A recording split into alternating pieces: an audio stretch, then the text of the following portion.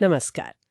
आज हम जिन स्रोतों पर बात कर रहे हैं उनका जो मुख्य विषय है वो है याद से पावन बनने की युक्ति। जी। और ये स्रोत हमें आत्मा की शुद्धि और आंतरिक शांति पाने का एक बहुत ही अनूठा तरीका बताते हैं।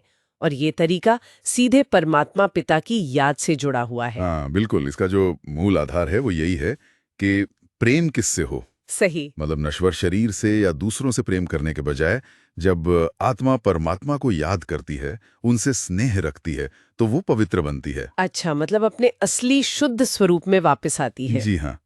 लेकिन इस रास्ते में एक चुनौती भी है जिसे स्रोतों में माया कहा गया है। हाँ, माया। तो चलिए आज इसी पर थोड़ी गहराई से बात करते हैं, समझते हैं कि ये आत्मा को पावन बनाने की विधि क्या है, माया पर जीत कैसे पानी है और इसका शांति के नए युग से क्या कनेक्शन है। जरूर। तो शुरुआत करते हैं इसी मुख्य विचार से कि प्रेम का फोकस बदलना है, मतलब जिस्मानी चीजों से हटकर आत्मिक स्नेह, और वो भी खासकर परमात्मा पिता के प्रति। तो ये प्रेम या जिसे याद कहा गया है, ये विकसित कैसे होती है? क्या ये बस सोचना है? नहीं, ये एक अच्छा सवाल है। देखिए, स्रोत याद को सिर्फ सोचने से कहीं ज्यादा बताते हैं। इसे एक्चुअली एक योग बल कहा गया है। योग बल मतलब एक शक्ति। हाँ, एक आंतरिक शक्ति जो आत्मा पर जो बोझ है ना, विकर्मों का या पापों का, उससे वो भस्म करती है। जैसे तुलना की गई है गंगा स्नान से। अच्छा। कि जैसे बाहरी स्नान तन को साफ करता है, पर मन या आत्मा की शुद्धि के लिए ये आंतरिक योग, ये याद ही काम आती है। तो ये पूरी तरह से एक इंटरनल प्रोसेस है। ये दिलचस्प है। तो ये सिर्फ एक मानसिक क्रिया नहीं, बल्कि एक सक्रिय शक्ति हुई। अच्छा, तो फिर इसमें माया की चुनौती कहाँ से आती है? स्रोत तो कहते हैं कि माया खास तौर पर इसी याद में ही रुकावट डालती है। जी। बल्कि एक जगह तो लिखा है, रुस्तम से माया भी अच्छी रीति रुस्तम होकर लड़ती है। इसका क्या मतलब हुआ कि जो आत्माएं ज्यादा कोशिश करती हैं, माया उन्हें और ज्यादा परखती है? बिल्कुल सही समझे आप। माया को एक ऐसी शक्ति बताया गया है जो आत्मा को वापस देह अभिमान में, पुरानी दुनिया के मोह में खींचती है।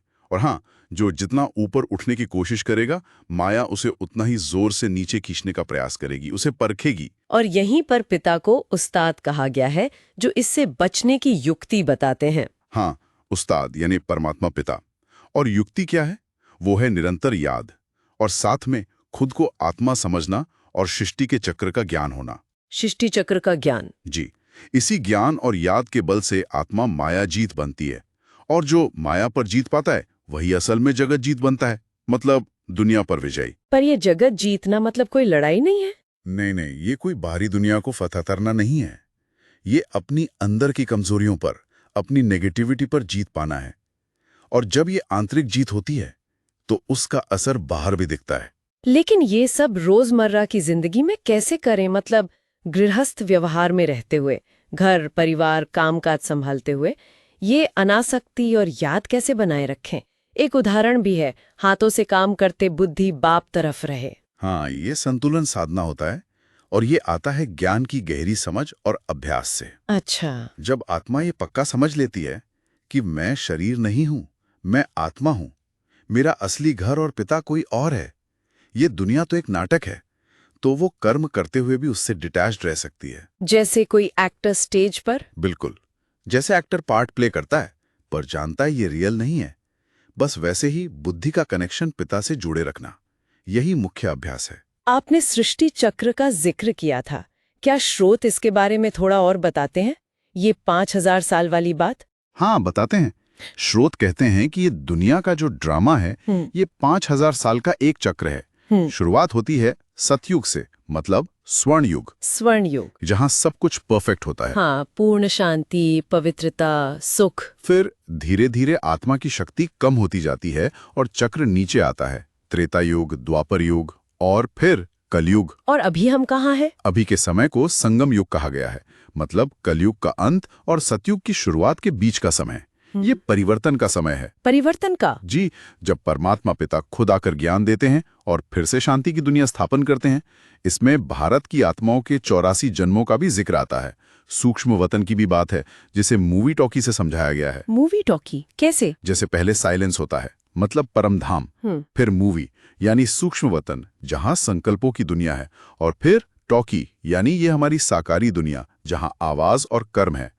तो ये इतिहास को लीनियर नहीं बल्कि साइक्लिकल दिखाता है। साइक्लिकल। और एक बड़ी ही अनोखी उपमा भी है पिता के लिए, भोला व्यापारी। ये थोड़ा अजीब नहीं लगता? हाँ, सुनने में लगता है, पर ये इसलिए कहा गया है क्योंकि स्रोत बताते हैं कि परमात्मा पिता इस ज्ञान और याद के बदले में लेते बहुत कम हैं, जैसे मुट्ठी चावल। मुट्ठी चावल मतलब शायद आत्मा का थोड़ा सा समर्पण, पवित्रता का संकल्प, सेवा का भाव, और इसके बदले में देते क्या हैं? 21 जन्मों का स्वर्ग का राज्य, मतलब महल जैसा सुख। ओह! तो इस लेन देन में वो बहुत उदार हैं, इसलिए उन्हें भोला कहा गया है। ये दिखाता है कि छोटे से संकल्प का भी कितना बड़ा रिटर्न मिलता है। तो अगर हम सार निकालें तो इन स्रोतों से यही बात सामने आती है कि आत्मा की शुद्धि और सच्ची शांति का रास्ता है परमात्मा की याद, पुरानी दुनिया से अनासक्ति और अपनी आत्मिक पहचान, और इस ड्रामा में अपने रोल को समझना। सही कहा। ये राजयोग का रास्ता है जो गृहस्थ में लेते हुए भी अपनाया जा सकता है। हाँ। और अंत में एक बहुत गहरा सवाल भी उठता है इन स्रोतों से, वो ये कि कैसे एक व्यक्ति का निजी आध्यात्मिक प्रयास, जैसे याद में रहना, पवित्र बनना, इतने बड़े लेवल पर, मतलब पूरी दुनिया के परिवर्तन से जुड़ा हो सकता है। कि व्यक्ति बदलेगा तो दुनिया बदलेगी, यहाँ तक कि विनाश के बाद नई दुनिया की स्थापना भी इसी से जुड़ी है। जी हाँ, ये स्रोत इसी कनेक्शन की तरफ इशारा करते हैं। अब ये कैसे होता है कि व्यक्तिगत अभ्यास का इतना कॉस्मिक असर कैसे हो सकता है? ये एक ऐसा सवाल है जिस पर हर किसी को खुद विचार करना होगा, अपने अनुभव से समझना होगा। बिल्कुल। और इसी विचार के साथ आज की इस चर्चा को हम यहीं विराम देते हैं।